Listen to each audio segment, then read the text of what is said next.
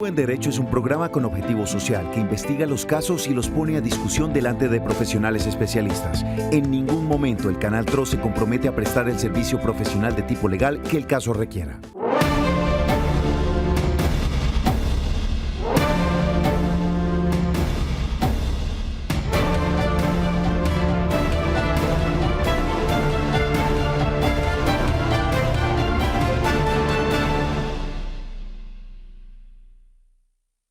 Feliz tarde a todos los televidentes que nos sintonizan a esta hora acá en su Canal TRO, programa Actúe en Derecho, programa con responsabilidad social que está directamente ligado a todas las situaciones, necesidades sociales y jurídicas que tengan todos ustedes los televidentes del Gran Santander.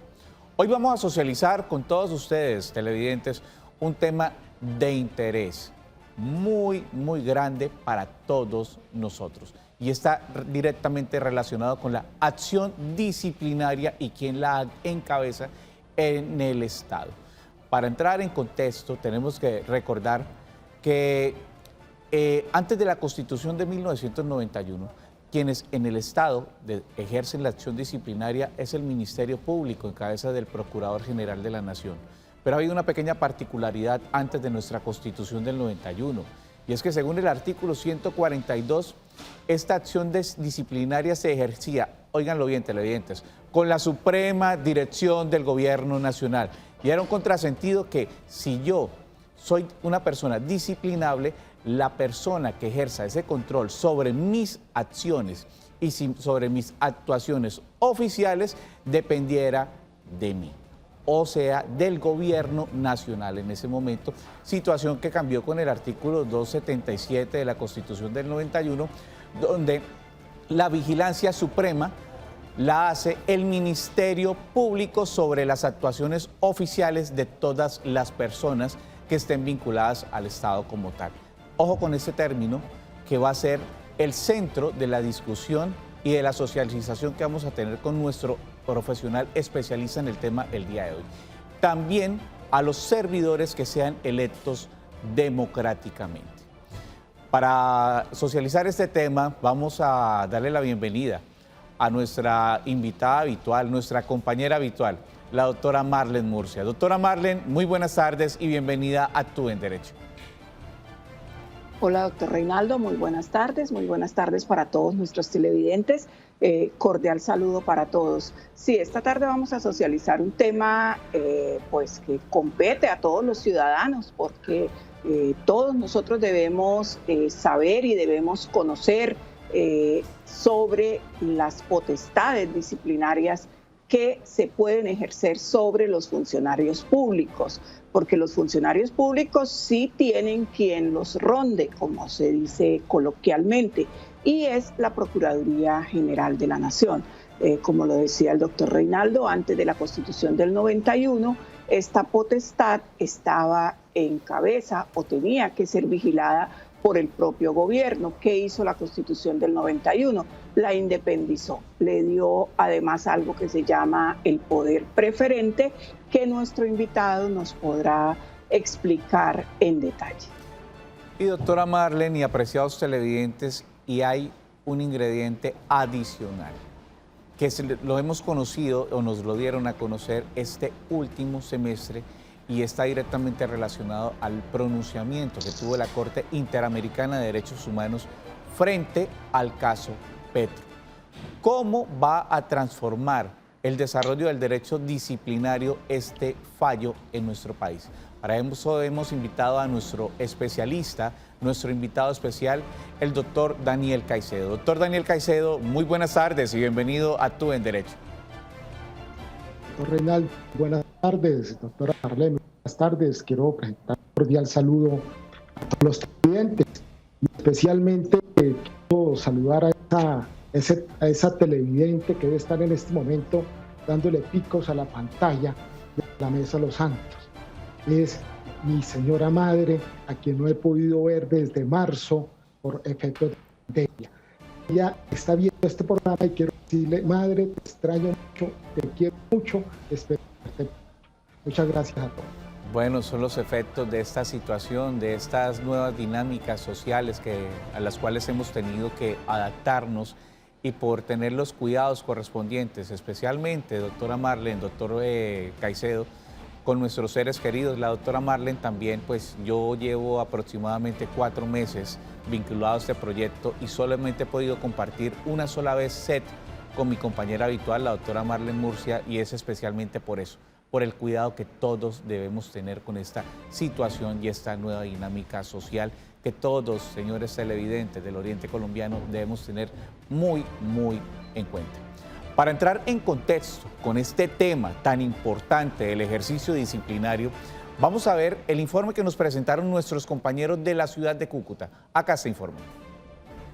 El derecho disciplinario puede definirse como el conjunto de normas jurídicas sustanciales y procesales que tienen como fin imponerle a una comunidad específica una forma de actuar correcta. En este conjunto se incluyen las obligaciones, prohibiciones, inhabilidades e incompatibilidades. Al faltar a un deber o al cumplimiento de una conducta, debe darse seguimiento a la sanción disciplinaria. En el régimen jurídico colombiano, el derecho disciplinario es una disciplina autónoma e independiente, en especial deslindada del derecho penal y el derecho administrativo. Basados en el histórico de la normativa de nuestro país, el derecho disciplinario está íntimamente ligado a 2 temas. Por una parte, el control de la corrupción y por otra, el establecimiento de derechos, deberes y características del empleo a nivel estatal en todos los ámbitos territoriales. Uno de los casos más sonados en los últimos 5 años en nuestro país ha estado estrechamente relacionado con la sanción disciplinaria impuesta por el entonces Procurador General de la Nación, Alejandro Ordóñez, al alcalde de Bogotá en el periodo 2012-2014, Petro Urrego. La sanción interpuesta lo suspendía del cargo e inhabilitaba por el término de 15 años para ocupar cargos públicos. Recientemente, la Corte Interamericana de Derechos Humanos declaró responsable al Estado colombiano por las violaciones a los derechos políticos de Gustavo Petro, que se vieron afectados como consecuencia de la sanción disciplinaria. La sentencia tiene fecha del 8 de julio de 2020 y acaba de ser notificada al Estado colombiano, concediendo un plazo prudencial para que se modifique el ordenamiento jurídico en varios aspectos relacionados con las facultades de la Procuraduría y de la Contraloría, no pudiendo imponer a estos inhabilidades en el ejercicio de los derechos políticos, pues ello viola la Convención Americana de Derechos Humanos. De igual manera, en esta sentencia determina que en el proceso disciplinario seguido contra Petro se violó el principio de jurisdiccionalidad, la garantía de imparcialidad, el principio de presunción de inocencia y el derecho a la defensa, concluyendo que el Estado es responsable por violación del artículo 23 en relación con varios artículos de esta convención. Hoy nuestro tema en Actúe en Derecho es régimen disciplinario.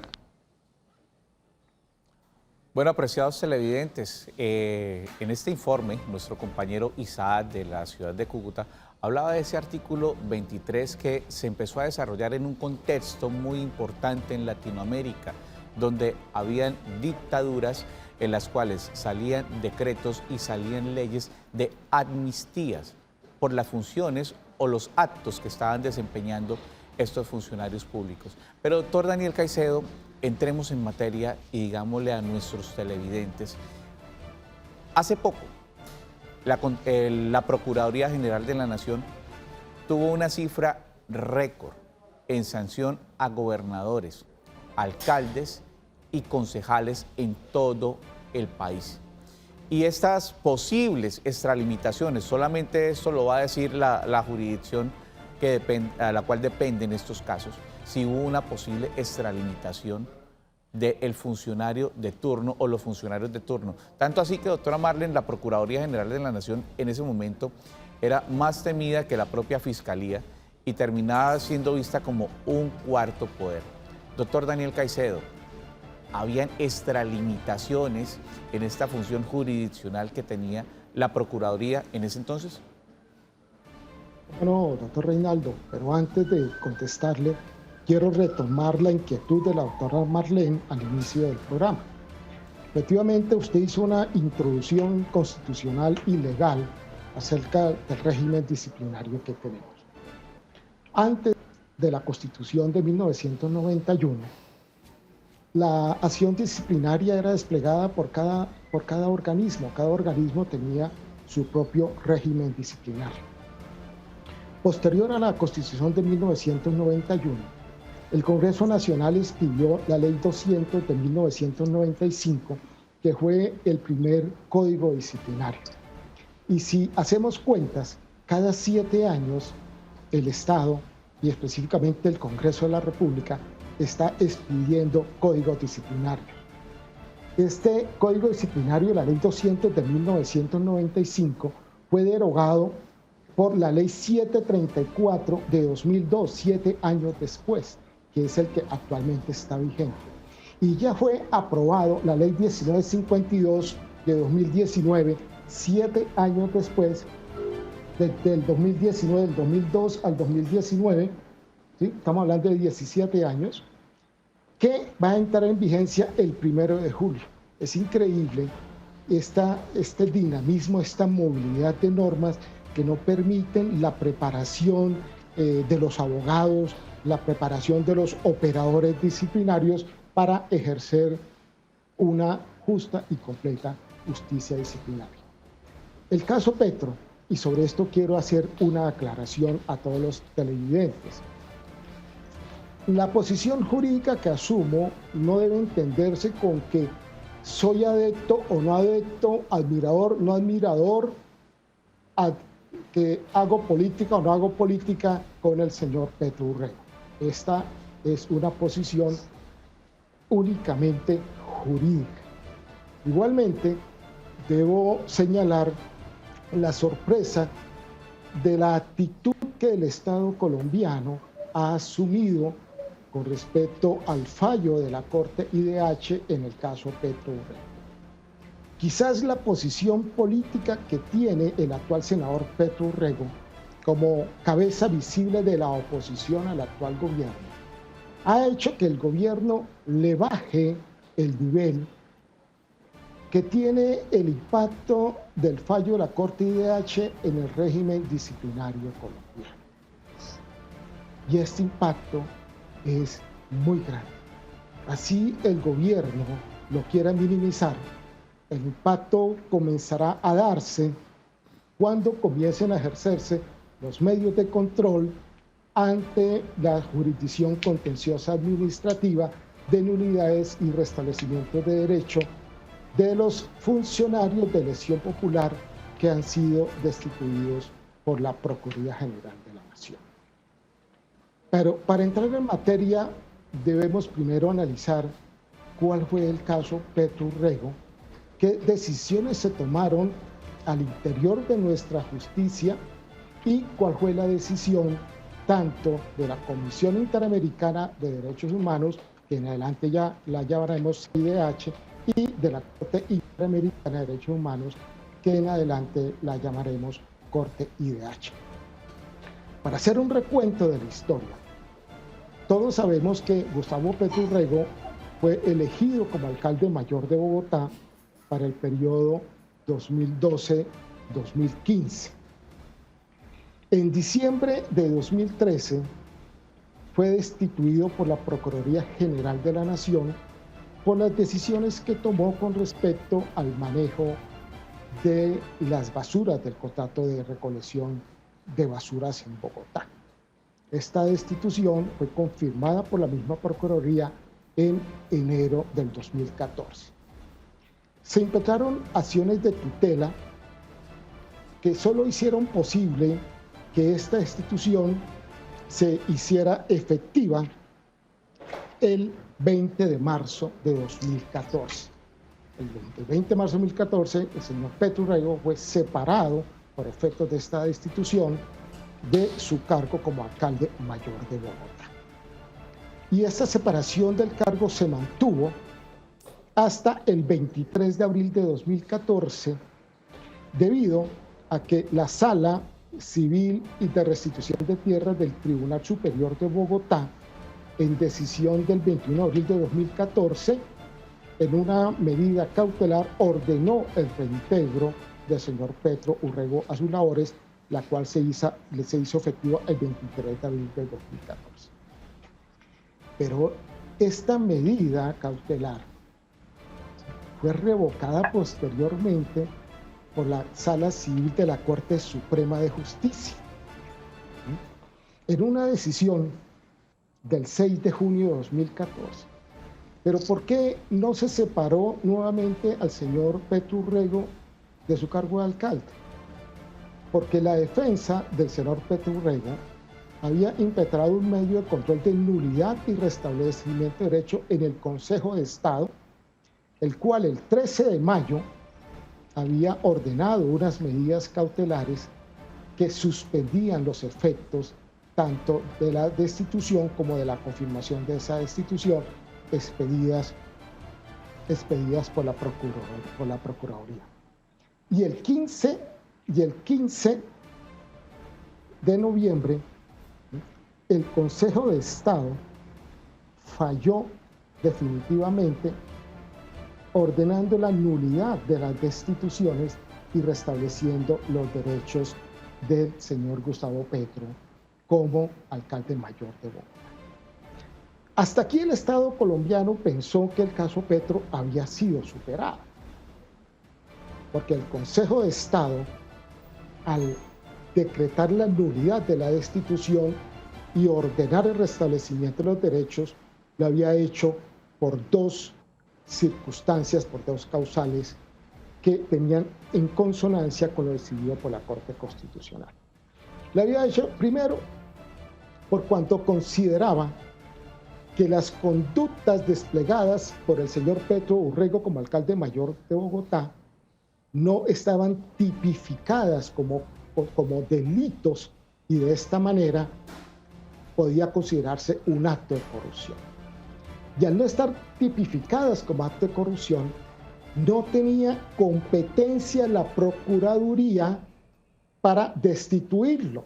Y de esta manera interpretaban lo establecido en el artículo 23.2 de la Convención Interamericana de Derechos Humanos, en que dice que solo la destitución debía provenir de un juez de carácter penal. Doctor Embargo, Daniel Caicedo, disculpe que lo interrumpa para que nuestros televidentes entiendan, universalizando términos. Usted dice que dentro de la acción disciplinaria no había una tipificación como tal de la conducta del exalcalde Gustavo Petro. Entonces, en este momento nuestros televidentes se están preguntando por qué fue destituido y por qué el Ministerio Público, en cabeza del Procurador General de la Nación, tomó estas decisiones sobre el entonces alcalde de la ciudad, Gustavo Petro. Efectivamente, porque estas decisiones, tanto de la Corte Constitucional como del Consejo de Estado, donde definieron hasta dónde iban las competencias, el marco normativo para el ejercicio de la facultad disciplinaria, en especial para destituir funcionarios de elección popular, fueron posteriores a la destitución por parte de la Procuraduría del alcalde de Bogotá. Cuando el Consejo de Estado fijó esa posición, porque estos organismos no la tenían definida, fueron muy claros que al hacer la interpretación del artículo 23.2 de la Convención Interamericana, establecieron que solamente podía la Procuraduría destituir funcionarios de elección popular cuando las conductas imputadas a ellos eran constitutivas de actos de corrupción. Y los actos Doctor Daniel, Doctor Daniel, el tema del doctor Gustavo Petro, pues es un tema muy interesante, pero es un tema que realmente tiene otra connotación. ¿Por qué? Porque él era un funcionario de elección popular, un servidor público de elección popular. Esto motiva todo este tema de la Corte Internacional y en fin. Pero ya centrándonos un poquito más en la vida real, digo yo, ¿qué es el Código Único Disciplinario? ¿A quiénes sanciona? ¿A qué tipo de funcionarios están sujetos a este código? Porque pues no todos los servidores públicos sujetos de código de sanciones por el Código Disciplinario Único Disciplinario son servidores de elección popular, son funcionarios de elección popular. Entonces, digamos, ilustremos un poquito a nuestros televidentes a qué tipo de funcionarios cobija y de qué niveles cobija el Código Único Disciplinario. Sí, actualmente el Código Único Disciplinario, Ley 734 del 2002, está dirigido a todos los servidores públicos. Y todos los servidores públicos se entienden a quienes sean funcionarios de elección, a quienes estén vinculados mediante una relación legal y a quienes estén ejerciendo funciones públicas, ya sea por delegación. Pero, doctora Marlene, es que, ¿cuál es la importancia, y vuelvo a decir, del impacto de la decisión del caso Petro con respecto tanto al actual sistema como al próximo de la ley 1952 del 2019? Y es que al fallar el caso Petro, la Corte IDH, y lo hace en su facultad de subsidiariedad y complementariedad, dice que se ha violado el principio de imparcialidad. ¿Cuál es el principio de imparcialidad? Que el mismo funcionario que instruye es el mismo funcionario que formula cargos y es el mismo funcionario que falla. Y esos defectos adolece el actual sistema, la ley 734 y la ley 1952 de 2019, que va a entrar en vigencia el 1 de julio de 2021. Es por eso que todos estos impactos que tiene en un momento dado, ¿sí?, el fallo Petro de la Corte Interamericana, no se han analizado. Y el régimen disciplinario en este momento, yo siempre he dicho, tiene unas fracturas que le van a pasar un costo muy alto al Estado colombiano debido a los fallos en contra que se le van a venir por los medios de control de quienes han sido destituidos. Lo que sí es claro es que la Corte IDH le dice al Estado colombiano que la destitución no puede provenir de una autoridad administrativa como es la Procuraduría General de la Nación. Y debemos tener en cuenta que por expreso mandato del artículo 2 convencional, los estados están obligados a adecuar su legislación interna a lo establecido por la Convención IDH. Doctor Daniel Caicedo, disculpe que lo interrumpa en ese sentido, pero usted lo que está diciendo es muy importante, ya que usted nos ha venido también socializando de que ya hay un código único disciplinario listo para entrar en vigor. Que va apenas a entrar a regir. Entonces, yo creo que vamos por el mismo sentido, doctor Reinaldo. Ya que este código no ha empezado, no ha entrado en vigencia, ¿cierto? No debería el Estado colombiano, con base en las modificaciones que muy seguramente va a tener que hacer por este fallo de la Corte, no debería el Estado ser como, digamos, precavido y que no empiece a regir este código en julio, sino de pronto analizarlo y hacer los cambios pertinentes para no incurrir en los mismos yerros que incurría el código anterior. Sí, claro, mire, la ley 734 del 2002, que es el actual Código Disciplinario Único, establecía varios tipos de procedimientos. Estaba el procedimiento ordinario, que es un procedimiento de carácter escritural. Está el procedimiento verbal. Estaban los procedimientos especiales ante el procurador y ante el Consejo de la Judicatura. La ley 1952 de 2019, que se llama Código General Disciplinario, emulando el Código General del Proceso, establece un procedimiento disciplinario de carácter mixto. Una primera etapa de instrucción de carácter escritural, y a partir de la formulación de cargos se da una audiencia, o sea, un procedimiento de carácter verbal. Pero igualmente mantiene el defecto que le ha dicho la Corte Interamericana, que vulnera el artículo 23.2. Y es que es el mismo funcionario que instruye, es el mismo funcionario que juzga. Y sobre eso no se han tomado ningún tipo de correctivos.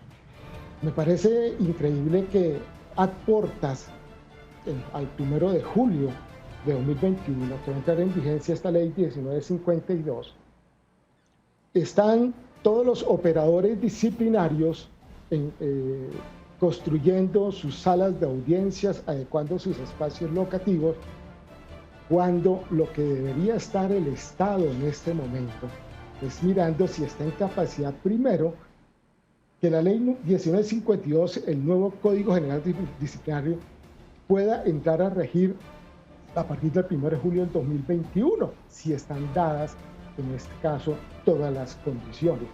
Y si se han tomado los correctivos legislativos o se van a tomar o se van a proponer para que quienes sean procesados por este procedimiento, la ley 1952 de 2019, les sean respetados sus derechos y especialmente como lo establece la Corte IDH. Doctor Daniel, y taxativamente, son obligatorios para el Estado colombiano. El Estado colombiano está obligado a cumplir el fallo de la Corte IDH y especialmente en lo que hace referencia a los cambios que tiene que hacer a su legislación interna para estar conforme a lo establecido en la Convención Interamericana de Derechos Humanos.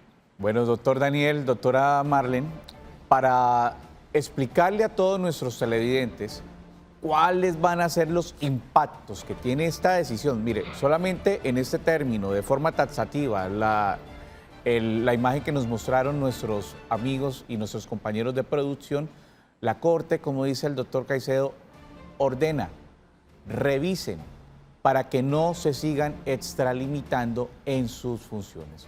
Vamos a nuestra primera pausa comercial y enseguida continuamos con este interesante tema y despejamos algunas de las inquietudes que ustedes, televidentes del Gran Santander, nos han enviado a nuestras líneas. Ya regresamos.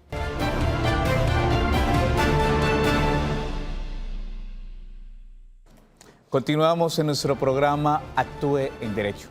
Tema de hoy, régimen disciplinario y las transformaciones que va a tener este sistema para las actuaciones oficiales gracias al fallo de la Corte Interamericana de Derechos Humanos que va a transformar completamente esta dinámica según nuestro especialista del día de hoy. Son tiempos difíciles en los cuales la responsabilidad social es la mejor herramienta en contra del COVID-19. Es por eso que el Canal TRO ha implementado esta campaña. La mejor prevención está en tus manos. Prevención frente al COVID-19. Primero, lávate las manos con agua y jabón. Segundo, evita tocar ojos y boca. Tercero, usa un tapabocas. Cuarto, evita el contacto físico. 5, procura guardar distancia. Y 6, limpia las superficies y los objetos. Campaña del Canal TRO, la mejor prevención está en tus manos. Prevención frente al COVID-19.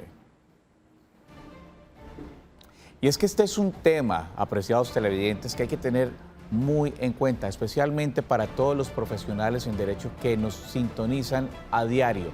Y este tema disciplinario, queremos recordarles que los funcionarios públicos, pues la vía disciplinable es la vía más rápida que se tiene para sancionarlos, no es la vía penal, no es la vía si llegan a robarse, llamémoslo de esta forma, o a hurtar recursos del Estado, es la ruta disciplinaria, la más rápida para poder hacer valer los derechos de la ciudadanía frente a las actuaciones de los funcionarios públicos.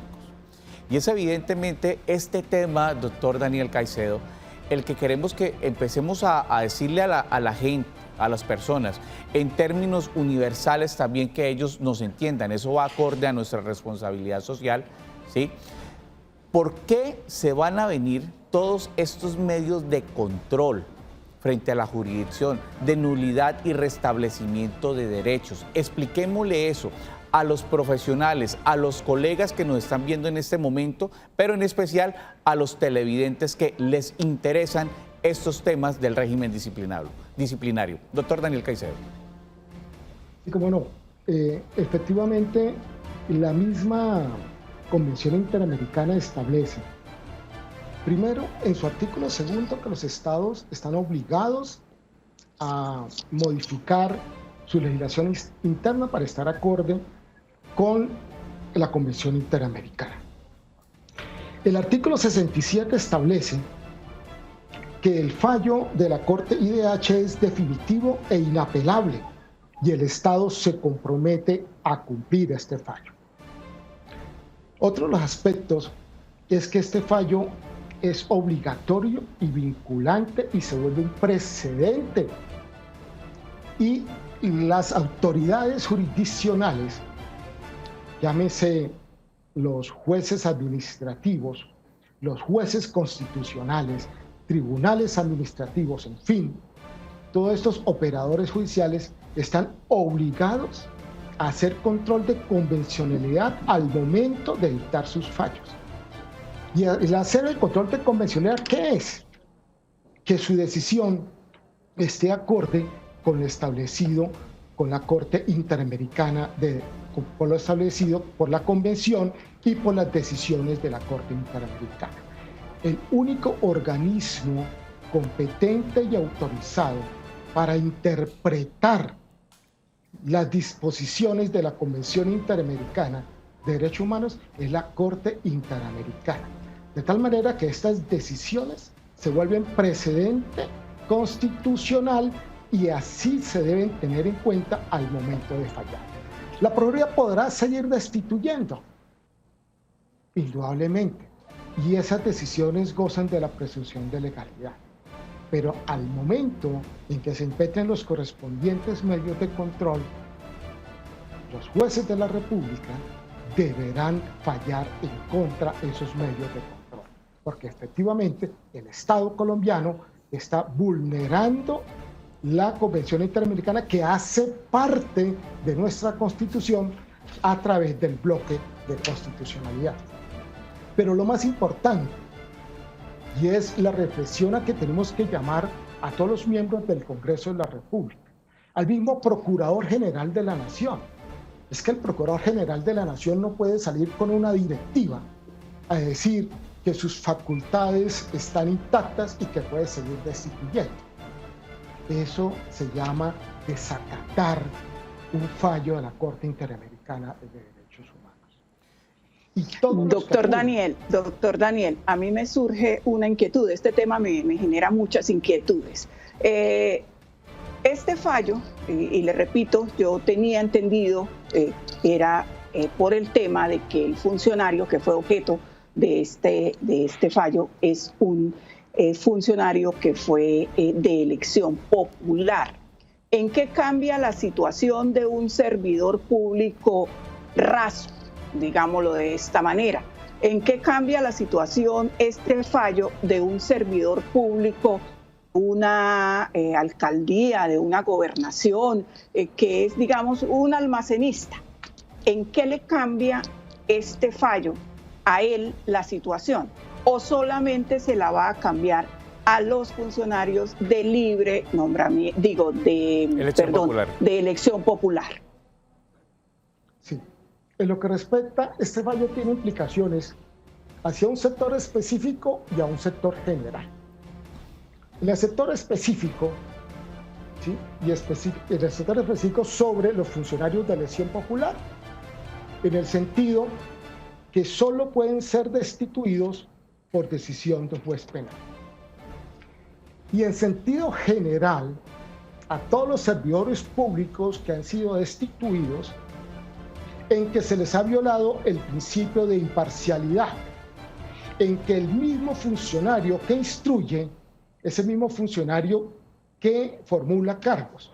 Y la Corte dice que el acto de formular cargos significa vulnerar la presunción de inocencia y se da un prejuzgamiento, porque ese mismo funcionario que formuló cargos es el funcionario que va a fallar el proceso disciplinario. Entonces tenemos ahí un problema estructural de la Procuraduría. Tenemos un problema estructural y hay que reformar la Procuraduría. No podemos seguir entonces con la Procuraduría como la conocemos. De la Procuraduría. Por eso lo decía al principio, que este es un tema de un impacto muy grande en el régimen disciplinario, que el gobierno ha tratado de minimizar, pero que va a estallar en las manos de todos los operadores disciplinarios. Y que la nueva ley, la 1952, tiene también esos defectos. Sigue destituyendo funcionarios de elección popular Y fuera de eso, el mismo funcionario que formula cargos es el mismo funcionario que va a formular el respectivo fallo. La Corte Interamericana ha sido muy claro en eso y se están vulnerando los derechos consagrados en el artículo 23.2 de la Convención Interamericana. Doctor Daniel Caicedo. Es que esto es un llamado a la reflexión, al procurador, al Congreso de la República, a la Presidencia de la República. No esperemos que se generen los daños. Por Dios, ya la Corte Interamericana falló. El Estado colombiano tiene que adecuar su legislación al fallo de la Corte IDH. ¿Y doctor no Caicedo? podemos ser como el avestruz, meter la cabeza en la tierra esperando a que todo Doctor Caicedo, y eso no termina siendo solamente responsabilidad del Congreso, doctora Marlene. El Procurador General de la Nación también tiene facultades legislativas en el cual él puede hacer la modificación, él puede estructurar esta nueva ruta como tal y no tener una extralimitación en sus funciones, que ya como todos lo conocemos, una extralimitación en las funciones por acción o por omisión termina repercutiendo patrimonialmente siempre en el Estado. Y recordemos que el sostenimiento y el sostenimiento fiscal del Estado hace parte del contribuyente. El contribuyente es el que soporta la carga tributaria del Estado y esta responsabilidad patrimonial pues evidentemente se respalda con los tributos. Doctor Daniel Caicedo, hemos dejado muy claro el problema que se viene si el procurador, que tiene facultades legislativas, y el Congreso de la República no actúan rápidamente como lo ordena la Corte Interamericana de Derechos Humanos. Pero dentro de nuestra responsabilidad social para el televidente, al televidente que nos escribe, el televidente que nos formula preguntas, doctor Daniel, vamos a contestarle estas preguntas que nos han formulado los televidentes a través de nuestras líneas de WhatsApp. 310-245-8548 y nuestra línea 648-4820. Aquí esta pregunta que nos formulan nuestros televidentes. Con la condena al Estado colombiano en el caso de Gustavo Petro, exalcalde como Rodolfo Hernández podría también alegar que la Procuraduría no tenía competencias para sancionarlo. Vamos a contestar esta pregunta, doctor Caicedo, de la forma más breve, por favor, ya que el tiempo en televisor nos apremia.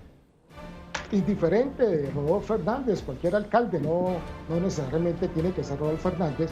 En este momento, cualquier funcionario de elección popular, cualquiera, sea alcalde, sea gobernador, inclusive ya está la discusión en el caso del senador Pulgar. ¿Sí? La defensa del senador Pulgar está diciendo que la Procuraduría no puede investigarlo, no puede sancionarlo, ¿sí? Debido al alcance del fallo Petro Urrego en la Corte IDH. ¿Sí? En este momento, la Procuraduría puede destituirlo, pero él tiene su medio de control de nulidad y restablecimiento de derecho. Y el tribunal, al momento de definir, o el Consejo de Estado, al momento de definir la instancia, tienen necesariamente que revocar esos actos de destitución y restablecer los derechos acorde a lo establecido por la Corte IDH. Eso está claro. Solamente un juez penal puede ordenar la destitución. Pero es que las soluciones son muy sencillas. En este momento ya la Procuraduría debería darle cumplimiento a lo establecido en la Corte IDH y determinar que el funcionario que instruye no es el mismo funcionario que va a fallar y que la actividad de juzgamiento la pueden adelantar funcionarios de la categoría siguiente al que va a instruir, al que formula los cargos. Son unas modificaciones muy sencillas que se pueden hacer. Nuestro Código Penal, la Ley 599 del 2000, establece en su artículo 43 que son penas privativas de otros derechos la inhabilitación para el ejercicio de derechos y funciones públicas y la pérdida del empleo o cargo público. Pues simplemente establecer que en los casos en que estos funcionarios de elección popular realicen conductas constitutivas de hechos punibles, de conductas punibles, ¿sí?, sean los jueces penales tal como como lo tiene establecido el Código Penal, se les apliquen estas penas de pérdida de empleo e inhabilitación. Lo que sucede es que como la acción disciplinaria va independiente de la acción penal, tendríamos que buscar un punto de confluencia para que no tengamos el principio del non bis in idem y una persona sea sancionada 2 veces por el mismo acto, sea sancionada 2 veces penalmente por el mismo hecho. Pero hay que tomar decisiones, hay que buscarles soluciones a los impactos que en este momento nos deja la decisión de la Corte IDH, y que al final son nuestros jueces de la República, los jueces de garantías y los jueces constitucionales y los jueces de la jurisdicción contenciosa administrativa los que tendrán que decidir de acuerdo al control de convencional. Las facultades que tiene el legislador, las facultades que tiene el administrador de justicia y las autoridades administrativas frente al control jurisdiccional, las facultades jurisdiccionales que ellos tienen. Tenemos una pregunta, doctor Caicedo, doctora Marlene, de uno de nuestros televidentes de la ciudad de Bucaramanga. Buenas tardes. ¿Qué implicaciones tiene el fallo de la Corte Interamericana de Derechos Humanos? Bueno, esta es una pregunta que ya nos habían formulado nuestros televidentes a través de nuestras líneas 310-245-8548. Doctor, ampliar un poco más frente a las consecuencias de este fallo. Ya usted nos dijo que había que modificar el ordenamiento interno respecto a las actuaciones disciplinarias o al código disciplinario, ¿sí? Que solamente una autoridad penal tiene las facultades de hacer lo que hizo el ex procurador general de la Nación con el exalcalde de Bogotá.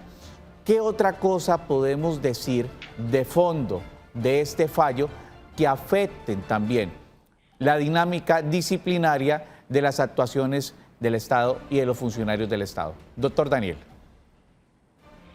Sí, no, mire, desde un principio lo he dicho. El régimen disciplinario colombiano está en este momento en un limbo.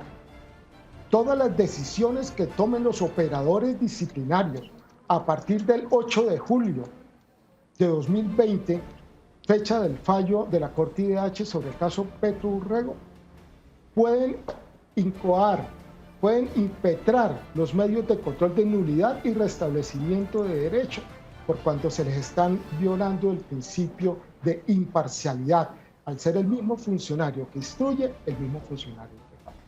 Y en el caso de los funcionarios de elección popular, todas las destituciones que se efectúen posterior a este fallo, tienen ellos la oportunidad de controvertirlos a través del medio de control de nulidad y restablecimiento de derecho para pedir la nulidad de ese acto de destitución y el restablecimiento de sus derechos.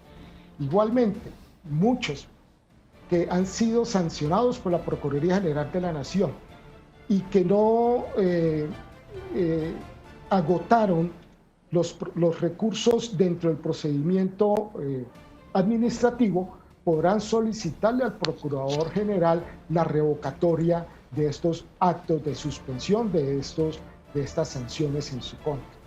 Igualmente podrán acudir a los jueces de tutela para que les sean tutelados sus derechos al debido proceso, porque tengamos en cuenta que la violación de estos principios es una violación al derecho fundamental, al debido proceso, y se puede acudir a los jueces constitucionales en procura de la protección de este derecho fundamental. Bueno, doctor Daniel, entonces, ¿qué hacemos con las funciones constitucionales de la Procuraduría? Pues yo pienso que hay que declarar una urgencia en este aspecto. La Procuraduría debe en este momento cesar de estar destituyendo a funcionarios de elección popular, porque esas decisiones se le van a caer, ¿sí?, dentro de los procesos de jurisdicción, o si van nuevamente a la Comisión Interamericana, la Comisión Interamericana se va a pronunciar sobre ellos, ¿sí? Va a haber un pronunciamiento de fondo desfavorable al Estado colombiano y nuevamente llegarán a través de la Comisión a la Corte IDH y volverán a reiterar estos fallos. Y normalmente, doctor Caicedo, el procurador antes de estar haciendo maletas, debería estar en este momento mirando cuáles son las alternativas jurídicas viables, inmediatas, para no desconocer el fallo de la Corte IDH sobre el caso Petro Urrego y que tiene grandes implicaciones en el régimen disciplinario colombiano. Bueno, doctor Caicedo, doctora Marlene, son muchos los profesionales en derecho, los colegas y funcionarios públicos que nos han escrito preguntando por este tema, para poderlo discernir y poderlo entender. Es un tema bastante complejo, bastante amplio, pero las consecuencias de no actuar, como lo dice el doctor Caicedo, respecto a subsanar lo que ha ordenado la Corte Interamericana de Derechos Humanos, puede desbordar la capacidad administrativa y también disciplinaria de todo nuestro ordenamiento, tanto normativo como administrativo. Vamos a nuestra última pausa comercial, doctor Daniel y doctora Marlene, y enseguida volvemos con las conclusiones de este programa y vamos a tratar de contestar otras inquietudes que nos han formulado nuestros televidentes. Ya regresamos.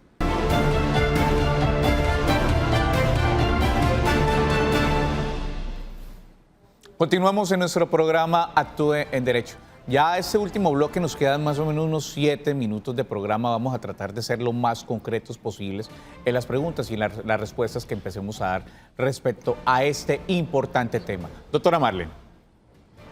Bueno, doctor Daniel, déjeme decirle que me deja usted muy preocupada, pero más preocupada me quedo por el tema constitucional. Yo no entiendo, y perdóneme, pero ahí sí discrepo un poco de su posición. ¿Cómo puede el procurador, si sus funciones son de raigambre constitucional, cómo puede él dejarlas de cumplir? Doctor Daniel. Sí, como no, mire, la Corte ha sido muy clara. Es que el fallo de la Corte IDH es muy claro con respecto a las funciones del señor procurador. Y efectivamente manifiesta la Corte que las funciones constitucionales que le asigna la Constitución al procurador no están en contravía con lo dispuesto en la Convención Interamericana de Derechos Humanos. Lo que hay en contravía es la reglamentación de esas funciones. Digamos, la forma de ejercerlas. La forma de ejercerlas, sí, porque en eso fue muy clara la Corte IDH. Las funciones constitucionales que le asigna la Constitución al procurador no van en contravía con la Convención Interamericana, sino es el desarrollo legal de esas funciones lo que va en contravía con la Convención Interamericana. Por eso es que hay que adecuar la legislación al interior del país para que se adecúe con la Convención Interamericana. Por eso es que el Estado colombiano estuvo muy tranquilo, ¿sí? Estuvo muy tranquilo con respecto al fallo de la Corte IDH, porque la excepción que presentó el Estado colombiano ante la Corte IDH es que la Corte IDH ya no tenía competencia, porque la competencia de la Corte IDH es subsidiaria y complementaria. Y el Estado dijo, ya el Consejo de Estado restableció los derechos del alcalde Petro, por lo tanto la Corte IDH no tiene ya competencia para fallar este asunto. ¿Pero qué le dijo la Corte IDH? Sí, tiene toda la razón. Efectivamente, al alcalde Petro le fueron restablecidos sus derechos, ¿sí? Él se reincorporó como alcalde, nada más duró suspendido un mes, aproximadamente un mes, ¿sí? Pero aún subsisten en el ordenamiento legal las disposiciones que permitieron que el alcalde Petro fuera destituido. Y es hacia allá, hacia donde va dirigido el fallo de la Corte IDH. Que hay disposiciones a nivel interno que hacen posible que se sigan vulnerando los derechos establecidos en la Convención Interamericana, específicamente los establecidos en el artículo 23, numeral segundo, de la Convención Americana sobre Derechos Humanos. Bueno, doctor Daniel Caicedo, doctora Marlene, para que lo entiendan los televidentes, sus funciones constitucionales las deja quieta la Corte Interamericana de Derechos Humanos, lo que busca, para que entiendan todos los televidentes, es modifique la herramienta con la que ejecuta sus funciones constitucionales, que viene siendo el Código Único Disciplinario, para ir concluyendo en este tema. Es lo que tiene que entrar a modificar, y como lo dice Daniel Caicedo, el doctor Daniel Caicedo, a partir del 2021 entrará en vigor este código, y aún el procurador sigue sancionando o destituyendo funcionarios de elección popular. Producción me dice si alcanzamos a enviar el último mensaje. Listo, vamos a ver nuestro último mensaje, doctor Daniel Caicedo. En el 2021 entra en vigencia el nuevo Código Disciplinario. ¿Van a ser más estrictas las sanciones para funcionarios públicos? Doctor Daniel Caicedo, nos quedan 2 minutos de programa. Vamos a tratar de ser lo más concretos posible en esta respuesta. Doctor Daniel. Sí, mire, primero que todo no creo que entre en vigencia la ley 1952 de 2019, ¿sí?, debido a estas falencias producto del fallo de la Corte Interamericana. Pero aparte de eso, indudablemente que el Código General Disciplinario, que entraría en vigencia a partir del 1 de junio, subsana mucho los vacíos que tiene el actual Código Disciplinario. Incorpora muchos de los elementos dogmáticos del Código Penal, ¿sí?, en lo que hace referencia a la descripción típica de las faltas disciplinarias, tanto a la culpabilidad como al dolo, en fin, hace que sea mucho más completo en un momento dado los juicios disciplinarios y la tipificación de las faltas, e igualmente facilita aún mucho más el ejercicio de la defensa por parte de los mismos investigados. Un código más garantista, doctor, un código más garantista el que se va a tener. Doctor Daniel. Siempre y cuando el que falle no sea el mismo que instruya. Doctor Daniel, el tiempo es muy corto, desafortunadamente, y el tema es amplio y apasionante. Muchísimas gracias por habernos acompañado el día de hoy en Actúe en Derecho. Y doctora Marlene, muchísimas gracias por habernos acompañado el día de hoy también. Todos ustedes continúen con la programación del Canal TRO. A continuación, su programa Tacones en la Mano. Feliz tarde.